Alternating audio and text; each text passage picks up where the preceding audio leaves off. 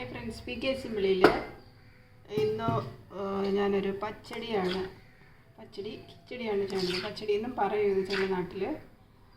ഒരു പീസ്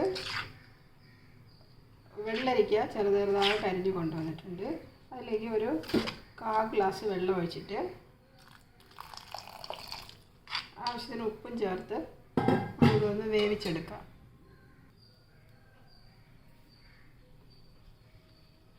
ഒരു പീസ് ആയതുകൊണ്ട് നമ്മൾ കുറച്ച് ഉപ്പിട്ടാൽ മതി. ഇനി ഇത് നമ്മളൊന്ന് അടച്ച് വേവിക്കാം. ഇത് വേവാനൊരു 10 മിനിറ്റ് കൂടെ വേണ്ട. നമ്മൾ ചെറുതായിട്ട് അരിഞ്ഞിട്ടതല്ലേ, അപ്പോൾ അത് പെട്ടെന്ന് വെന്തോളൂ. മഞ്ഞൾപ്പൊടിയൊന്നും ആവശ്യമില്ല ഇതിന്. ഇനി നമുക്ക് ബാക്കി അരയ്ക്കാനുള്ള മസാല റെഡിയാക്കാം. കിച്ചടി അരപ്പിന് വേണ്ടിയിട്ട് ഞാനിവിടെ ഒരു 1/2 മുറി തേങ്ങ എടുത്തിട്ടുണ്ട്.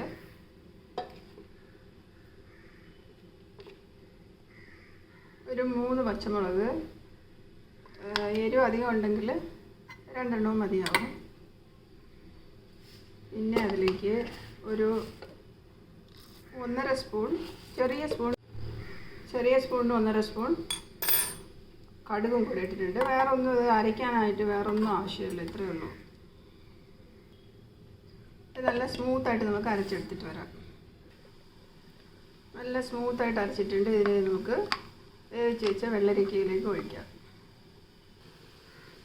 വെള്ളരിക്ക നല്ല വെന്ത് വെള്ളമെല്ലാം നല്ല വറ്റിയിട്ടുണ്ട്. ഇനി ഇതിലേക്ക് ഈ കൂട്ടി നമുക്ക് ഒഴിക്കാം. ഒട്ടും വെള്ളം ഒഴിക്കാൻ പാടില്ല. വെള്ളം ഒഴിച്ചാൽ നമ്മൾ ചോറിന് ഇലയിൽ തൊടുകറി പോലെ വയ്ക്കുകയല്ലേ, അപ്പോൾ വെള്ളം അധികം ഒഴിക്കണ്ട. ഇനി ഇതിൽ നമ്മൾ തൈര് ഒഴിക്കുമ്പോൾ അതും കൂടെ ആകുമ്പോൾ കുറച്ച് ലിക്വിഡാവും. എന്നിട്ടത് ആറുമ്പോൾ ഇത്തിരി കൂടെ തിക്കായിക്കോളൂ.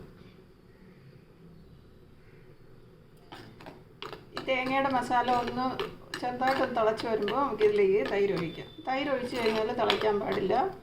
ഒന്ന് പതഞ്ഞ് വരുമ്പോഴത്തേക്ക് ചെറുതായിട്ടൊന്ന് ചൂടായി വരുമ്പോൾ ഓഫ് ചെയ്യണം. ഇപ്പോൾ ഇവിടെ കുറച്ചൊന്ന് അതിൻ്റെ ആ മസാല എല്ലാം ചൂടായിട്ടുണ്ട്. ഇനി അതിലേക്ക് ഞാൻ എടുത്തു വെച്ച തൈര് ഒരു 1/2 കപ്പ് ഒഴിക്കുന്നുണ്ട്. ഇപ്പോൾ ക്വാണ്ടിറ്റി അധികം വേണമെന്നുള്ളവർക്ക് നല്ല തിക്കായിട്ടുള്ള തൈര് ഒരു കപ്പ് ഒഴിക്കാം.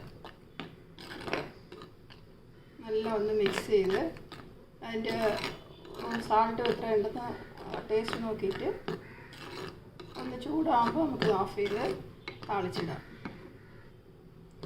നല്ല ഇത് ചൂടായിട്ടുണ്ട്. ഇതിനെ നമുക്ക് കടുക് താളിക്കാത്. ഇത് അധികം തിളയ്ക്കാൻ പാടില്ല, തിളച്ച് പോയാൽ വെള്ളമായി പോകും. അതുകൊണ്ടാണ്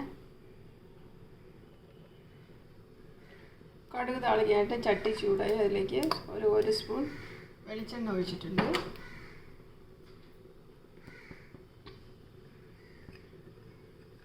ചിലർ ചെറിയ ഉള്ളി ഇടില്ല. ചെറിയ ഉള്ളിയും കൂടെ ഇട്ട് വെളിച്ചെണ്ണയിൽ താളിച്ചിടുമ്പോൾ നല്ലൊരു മണം ഉണ്ടാവും. അതിനാണ്. ഉള്ളി ഒന്ന് മൊരിഞ്ഞ് കഴിയുമ്പോൾ കുറച്ച് കടുക് പൊട്ടി വന്നാൽ അതിലേക്ക് ഒരു 2-3 ചുവന്ന മുളക് കറിവേപ്പിലയും അതിലേക്ക് ഇടാം.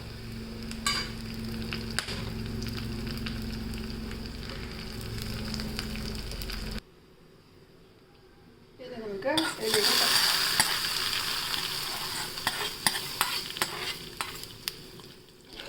അപ്പോൾ ഓണം സ്പെഷ്യൽ ഒരു വെള്ളരിക്ക കിച്ചടി റെഡിയായി. ഇതുപോലെ എല്ലാവരും ഒന്ന് തയ്യാറാക്കിയിട്ട്